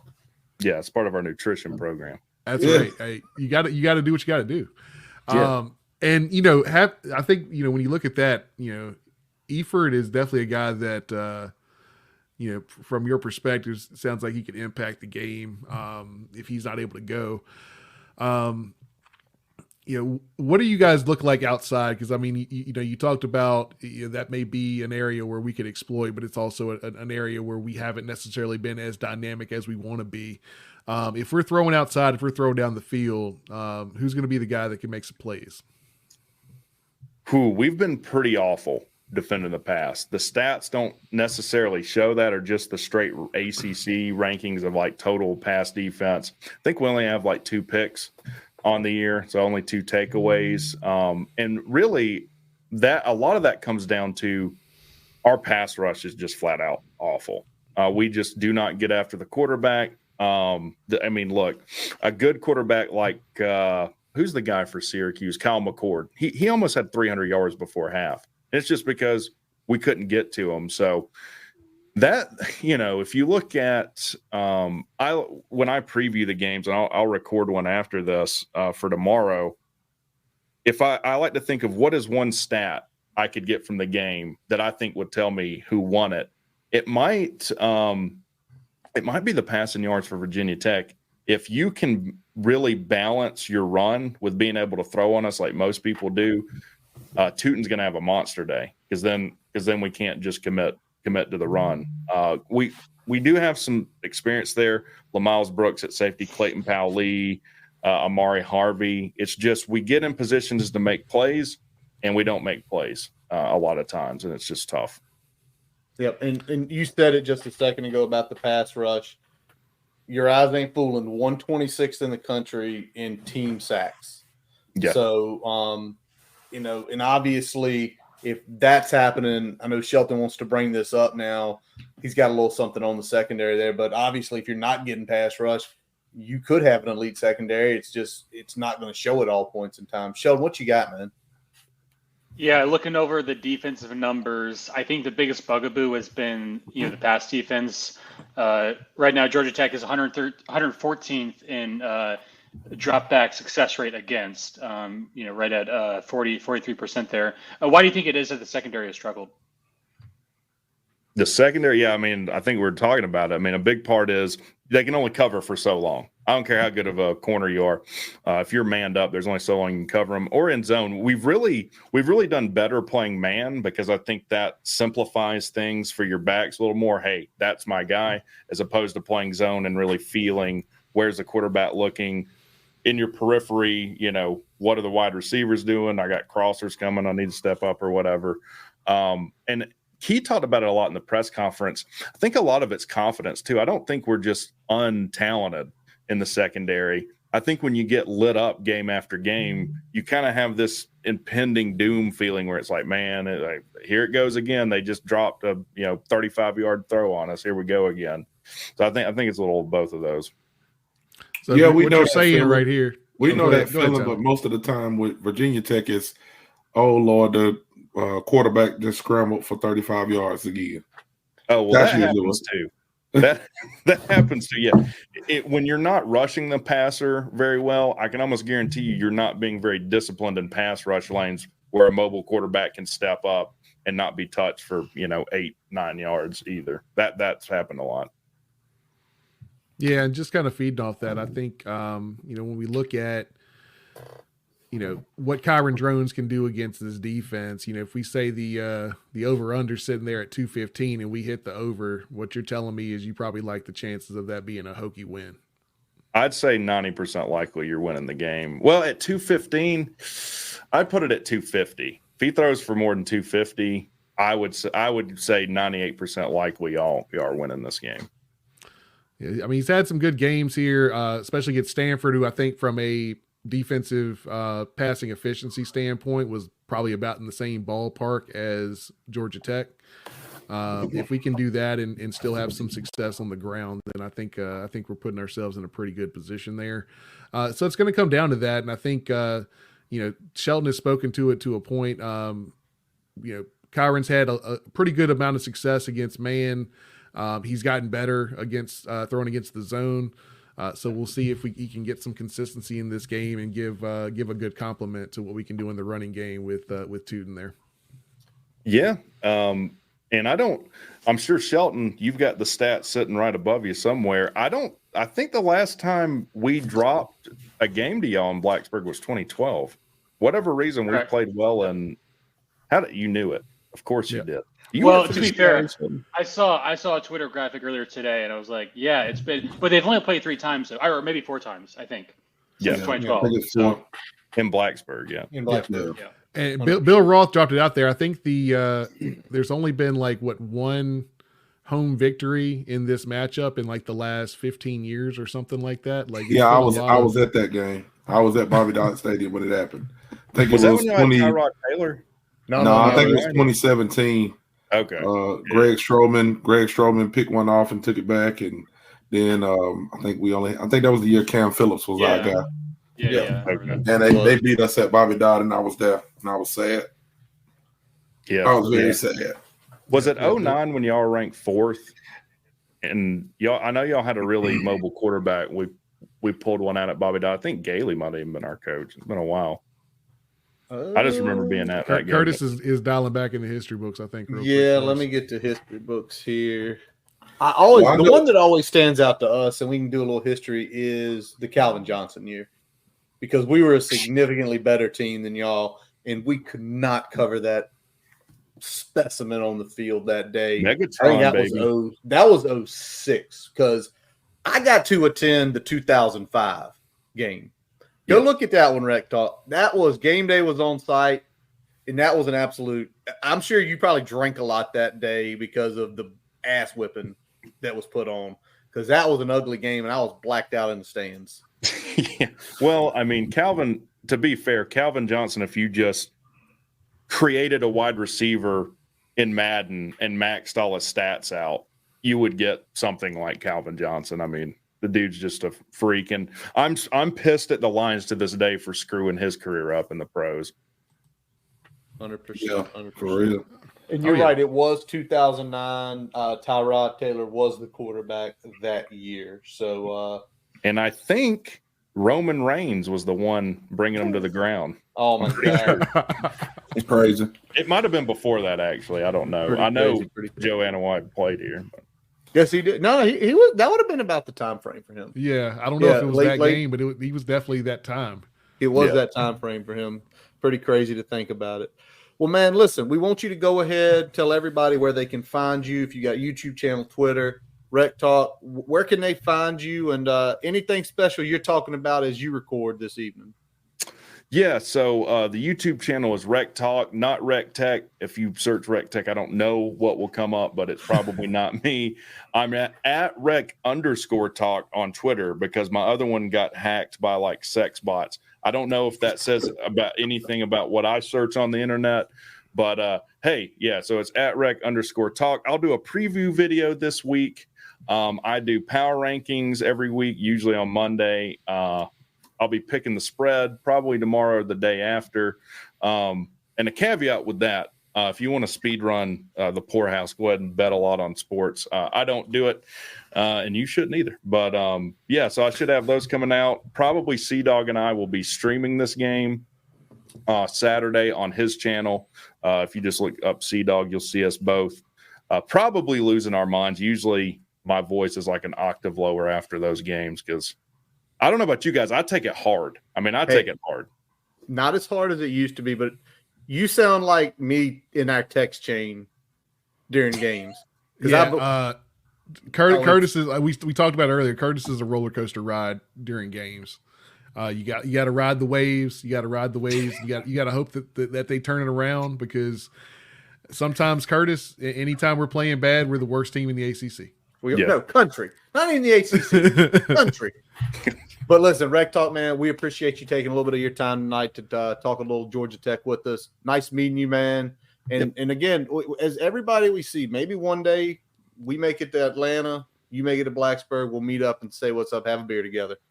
Can do, man. I tell you what, y'all come on down, Tally. I'll take you to the Cheetah. You know what I'm talking about. All right, man. Thanks. There we go. Right. Y'all have a good one. Thanks for your say, man. Appreciate it. Tally, it's only 2.5 hour drive, right? Hey. Oh yeah, I'll be over there all the time, man. That's it. Hey, whenever we play there, I'm there. Oh man, gotta love it, gotta love it. The Kyle Effort thing must have just came out because I was looking up about Effort. That's big for them because that guy's got 50+ tackles. So losing him is definitely could open up some things for the run game because to Sheldon's point, they don't have a good pass D, but they do have a pretty good run D. So let's flip it over. Let's talk about some Hokie keys before we give our predictions. Shelton, what is your key this weekend? Man, why did I have to go first? Because Callie gets mad when I pick him. You put me on the spot. I don't know. I think I would say defensively, I'd focus there. It's just, make sure you pressure the QB. I think, get off blocks. Again, like we talked about, this is a Georgia Tech team that really loves to, work the short game.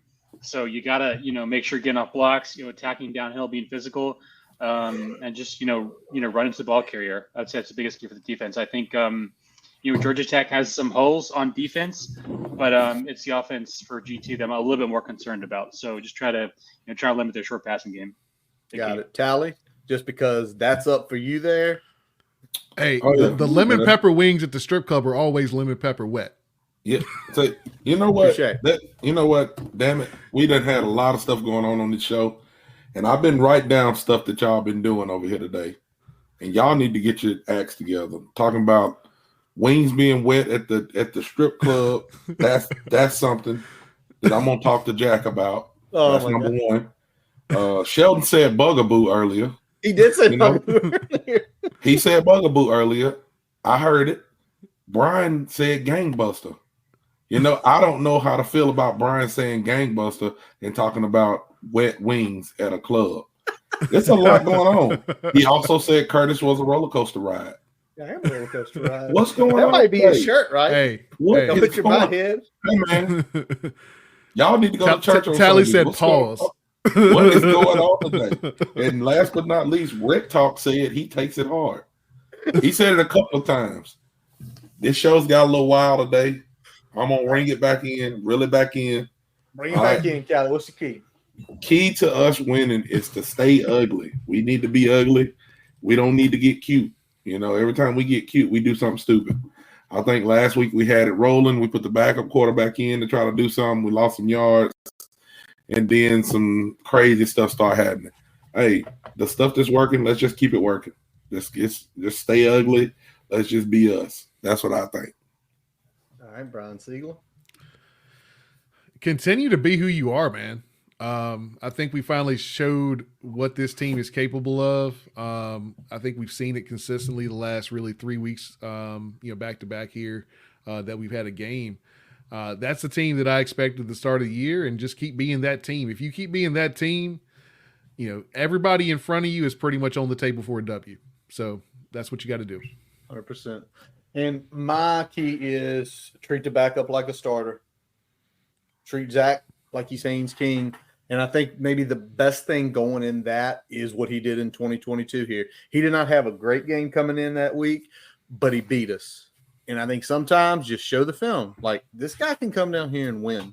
Don't think he's a backup. Go out there, hit him as hard as you would hit Haynes King, make him pay for his runs. He decides to hold it on to an extra second, strip the ball from him. So do not act like that he is a backup quarterback. All right, let's get to the predictions here. And you know what? I'm going to go first this week because, y'all let me run the controls. And I am going to go with a Hokies win. I don't think it's going to quite be the blowout like last week. I do not think we're going to cover this, but I think we're going to win 27-18. Going to have a couple big ones. I know, talking about that rush defense of theirs without the man in the middle. And even if he comes in, y'all know if you have some sort of injury, there's going to be something limited.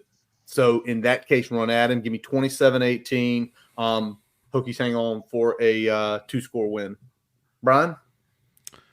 I got us winning. I got us covering. Give me 34-20 Hokies. I think we go out there and take care of business. I think that we are going to see similar type of success through the air and on the ground like we saw against Stanford. I think it is going to be a pretty balanced one. I think we will have a little bit more success in the running game than we had against Stanford. But overall, I think we handled that business for 4 quarters, 34-20 Hokies. Yep. And actually, it was 9.5. So something else has changed because the spreads went up to 11.5 now. So I did not know that. I thought it was at 9. So I'm not covering. Brian still got covering. Shelton, what about you? I'll take VT 27-17.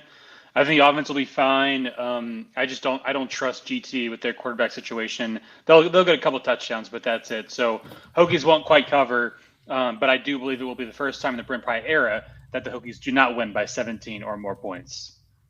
All right. Jonathan Talley. Hey, man, I told y'all I got to stay true to it. I'm going Georgia Tech. I'm going to keep doing it. Locker room material. Georgia Tech, I say it's going to be a close game. Until we prove we can win those games consistently, I'm going to continue saying it.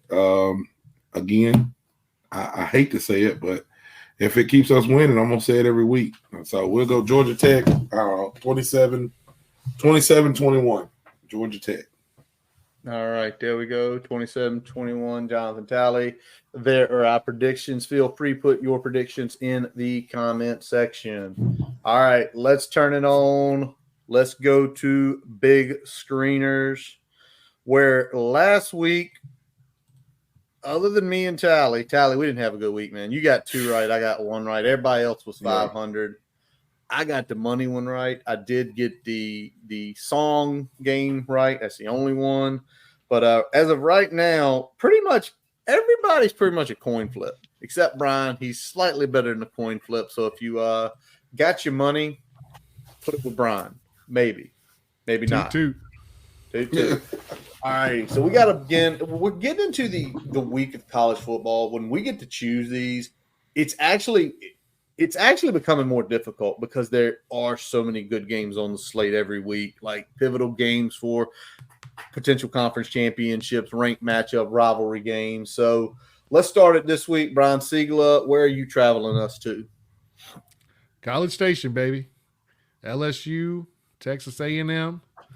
A&M's got that 2.5 there. And you know what? I haven't really liked what I've seen overall from this A&M squad. LSU, I think, has been a little more consistent. So I'm actually going to take LSU to cover here. Take the win outright. All righty. I'm going to go exact opposite of you. I think Texas A&M is slowly finding their identity under Elko. LSU helped me beat the Ole Miss, but they are not in Death Valley. That is going to be a Saturday night game down at Kyle Field. Lay 2.5. I think, first of all, get ready for a fun game. I think, there's always games like watch this game. It's going to be entertaining. I think this is going to be an entertaining game, but A&M slips it by like 6 points at the end to beat LSU. Sheldon?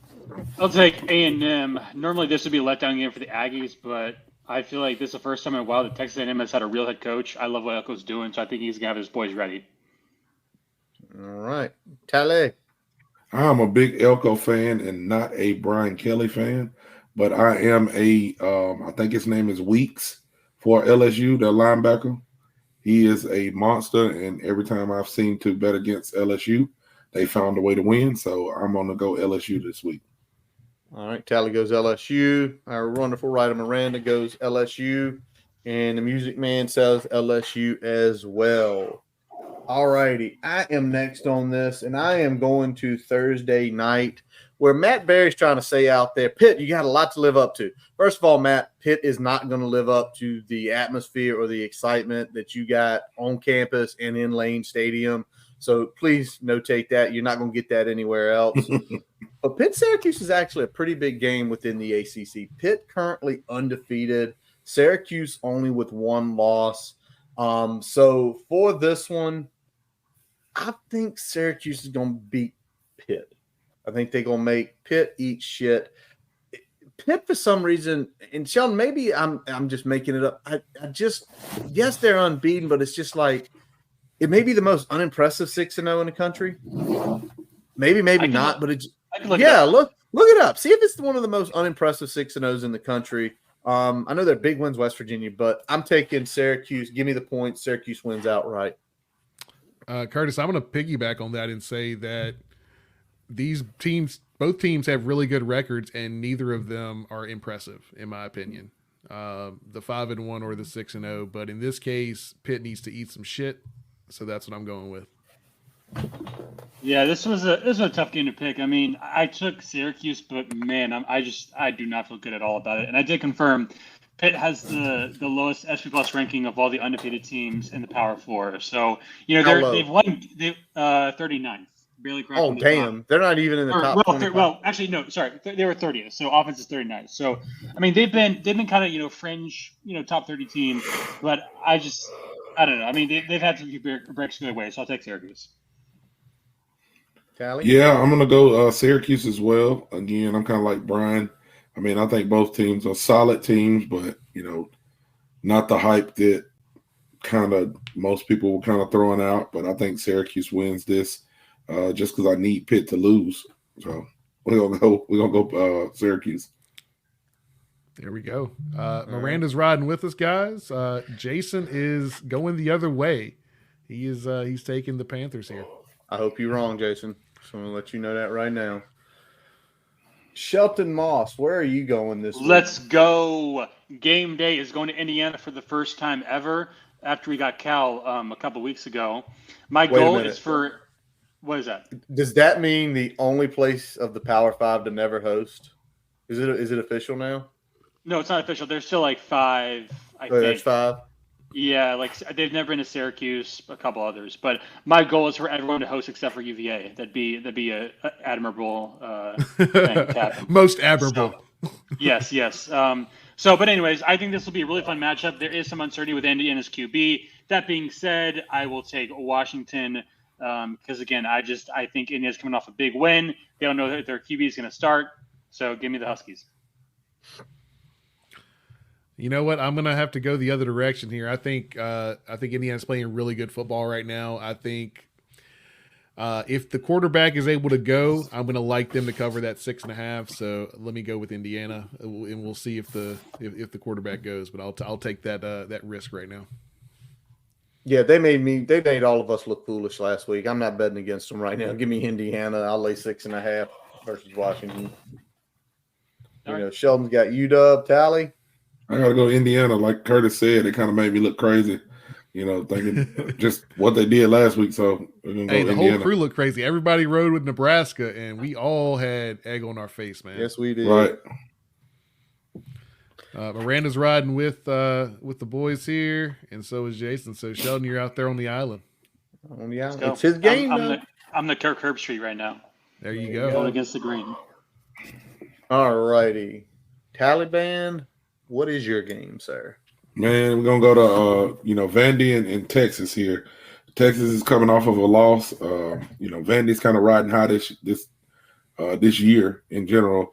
I don't think Vandy wins this game, but I think Vandy covers that spread. I think they're gonna make it a heart attack game for Texas just because Pavia is a gamer. So I'm going Vandy this game. What I've learned watching some of these Vanderbilt games is that Vanderbilt absolutely plays to whatever the competition level is of their opponent. They play down to the Ball States of the world. They took a loss to a G5 school, but they beat Alabama. They played Missouri pretty tough. I think this is a team that kind of matches the energy of whoever their opponent is. So 18.5 is way too much there. So give me Vandy here. Yep. I'm with you. Way too much. 18.5 is way too much. And also watching Texas's defense, they had a couple very difficult times defending some of those runs against Georgia. And I know it's a little bit of different style, but they've shown sort of the flaw. And it's probably that rush defense. And again, y'all know Jerry Keel and Tim Beck and Clark Lee are going to lean on ball control. We're going to run the ball a lot. It's in Nashville. Josh just put that up there in the chat. Josh Young, shout out. I think they beat them by like a field goal. Texas is going to hold out, but Vanderbilt is going to shock their life. Sheldon? Vanderbilt's actually been one of the top 10 teams in the country in terms of outperforming the spread based on point totals. For whatever reason, the computers have just had a hard time with this team this year. For that reason, I'm taking Vandy. 18.5 just sounds way too big. Yep. And we are riding as a family on Vandy. Vandy across the board, baby. Vandy across the board. You ever think you see that a day in your life? Everybody picking Vandy with points against a program like Texas. Not I. All righty. Let's roll next. We've got Miranda's pick, which I almost picked this one. We got Notre Dame against undefeated Navy. Undefeated Navy. Top 25 ranked Navy. It's going to be at the gorgeous Annapolis Stadium where I got a chance to go and watch the Hokies play. Navy getting 12.5 points. Brian, where are you on this one? Yeah, and it's the 12.5 for me. I think Notre Dame does win this game, but it's a very good year for the service academies in general and a very good year for Navy so far. And I think their style of play, if Notre Dame doesn't jump out on them quick offensively, they're going to grind that game to a halt. I could see Notre Dame pulling out a 10-point win, but that's about it. So I'm going with Navy here. Yeah, and you just summarized exactly why. 12.5 is way too much. And right now they are 6-0. The closest game they have had this year is a 12-point win against Memphis. They hung 56 on Memphis. No one has slowed them down all year. I do think Notre Dame slows them down, but not to the tune of 12.5 points. There you Yeah, go. historically, Notre Dame has dominated this rivalry, and they've had a pretty easy time with Navy even in recent years. So I think it's a good matchup for Notre Dame, and I'll take the Irish. Laying 12.5. When that first drive takes 9 minutes, Sheldon gonna be worried about his 12.5 points. Like, why did that take so long? Tally? Yeah, I gotta go Navy here, just for the fact that if I didn't, I think my brother may kill me. So I'm gonna go Navy. From the heart. Miranda's riding with Shelton, and Jason's coming along with the rest of us here. By the way, betting on games that involve teams that run the triple option, like when you are laying points, is like one of the worst feels ever. when they get going on their first drive, and you're laying 13, and it's like even if they get a field goal here, like my team's still gonna win this game, but they gonna win by like 9. All right. We got our buddy Jason Long, always playing a little music, always picking a game, occasionally going broke and asking us for Venmo money.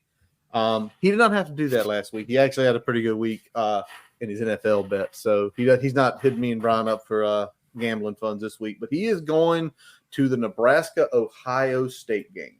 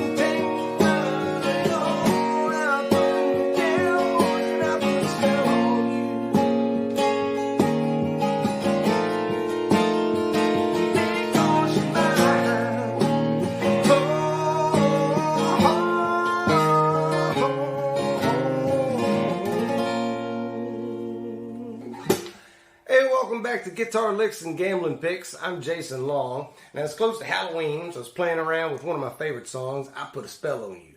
A bunch of people have covered that song. See Nina Simone, CCR, the Sanderson Sisters. Hell, I even recorded it last year, put it on a little album called Other People's Children, and you can find that anywhere you buy or stream music. Now, the original artist and songwriter of that song was actually a guy named Screamin' Jay Hawkins, who was born and raised in Ohio. That just so happens to be where I'm looking at for this week's pick. Now, Nebraska travels to Ohio State Saturday, and they're looking like they're big underdogs. Ohio State is currently giving up 23.5 points. That's a scary amount of points to give up, but in honor of spooky season and Screamin' Jay, I figure might as well go ahead and lay down 23.5 points. Ohio State at home against Nebraska Saturday night. That's the way I'm rolling. Go Buckeyes.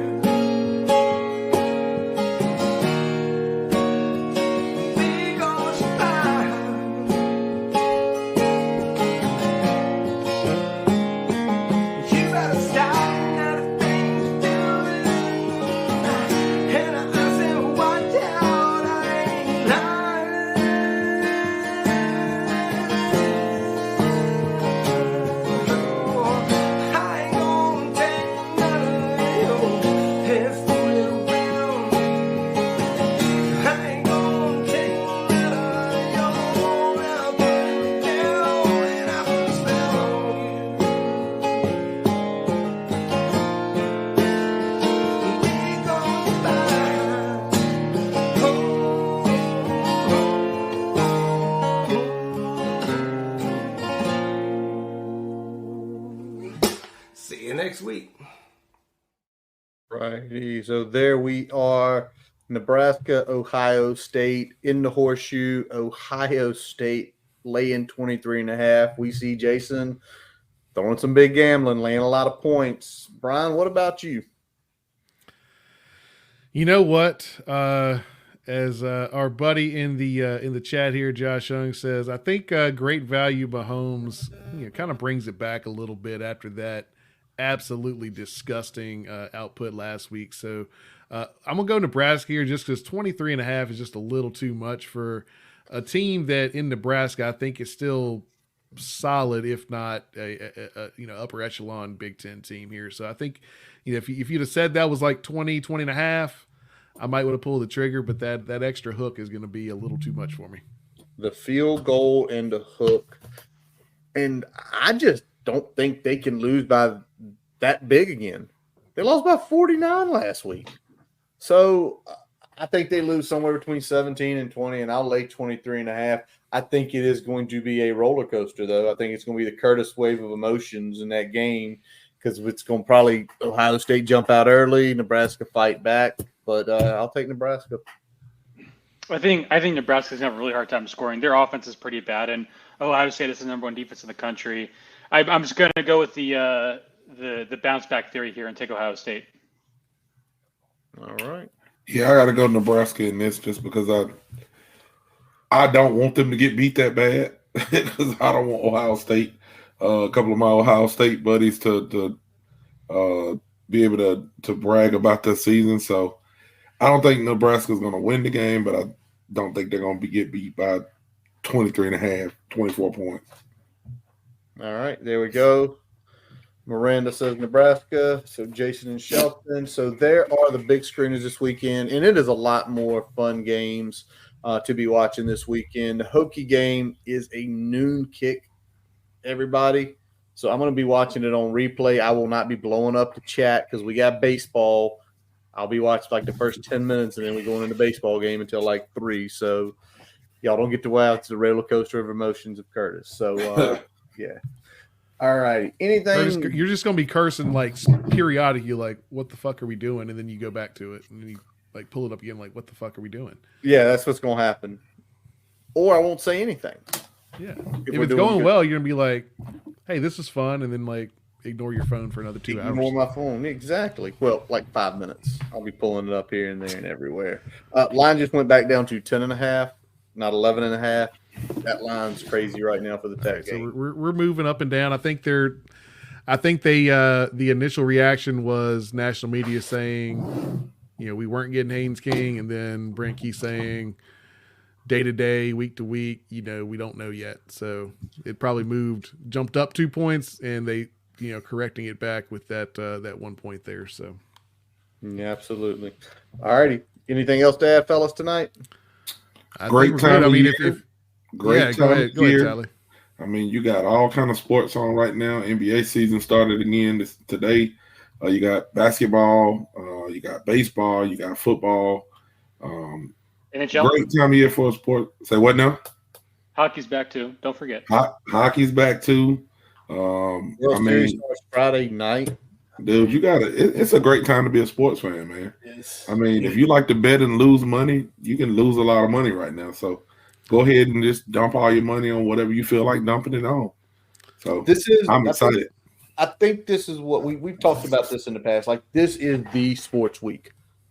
Like, it is the sports week because World Series, hockey, basketball, like, get your fixes in this week. So it's like really from this Friday until like next Friday or whenever the World Series ends, it's like every single major sport in the U.S. is going. Football in full season mode. It's a beautiful time of year.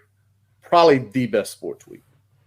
Oh yeah, definitely the best sports week. You get a little bit of everything. There's nothing that most sports fans don't have some interest in and can get excited about. You're kind of getting to the meat of the schedule from a football standpoint, whether it's NFL or college. You got the World Series out there. Start of the season, everybody's got the hopium. When you look at the hockey and the NBA, starting to get some early contest in college basketball, men's and women's. So you're starting to see a little bit of that start to come into play. That'll start tipping off about the time that the World Series is wrapping up. So it's a really good time of year for a sports fan. And I think you just kind of got to soak it up a little bit and enjoy it, because, that's it. It goes away pretty quick. Sit down, grab your favorite food, grab your favorite beverage, kick your feet up, and enjoy the weekend. And with that, let's wrap up this episode of the Boundary Corner podcast, brought to you by Counts Family Pharmacy in Blacksburg. I'm Curtis Wilson. I'm Brian Siegler. Jonathan Talley. And I'm Sheldon Moss. We are part of the College Huddle Network. Check our website out, boundarycornerbt.com, to listen to all of our episodes. Also there, if you are interested in the owning a piece of history, check out Goalpost Pyramid. You can go right to the site and buy it. Or you can do what Les Hodges just did a few minutes ago, put $19.99 in our live chat in the YouTube channel. Make sure you do subscribe. You have to be subscribed. You have to put $19.99 in the chat to be eligible for that prize. You've got this episode, next week episode, and then live on air. When we preview Clemson, we are going to do the drawing for the winner. So we can put it out there. Hopefully y'all can get in contact with us. Don't forget, follow us Twitter, Facebook, Instagram. As aforementioned, subscribe to the YouTube account. We are on all of your favorite podcast sources. As always, we let our buddy Jason Long play us in, play us out, and check him out. For those down near the Vinton area, 107 Pollard South. Jason's going to be playing a little concert down there Friday evening, so check him out down there. Also, go to Jason at jasonlongmusic.com. All of that stuff, Apple, Spotify, his YouTube, his Facebook pages. That song he did play tonight was from the album last year, Other People's Music, where he does this version of not Ramblin' Man, but Midnight Rider, as previously heard with the Brent Pry episodes. As always, we really appreciate y'all out there listening. We appreciate all the comments in the chat. And as always, let's go. Hokies. Hokies.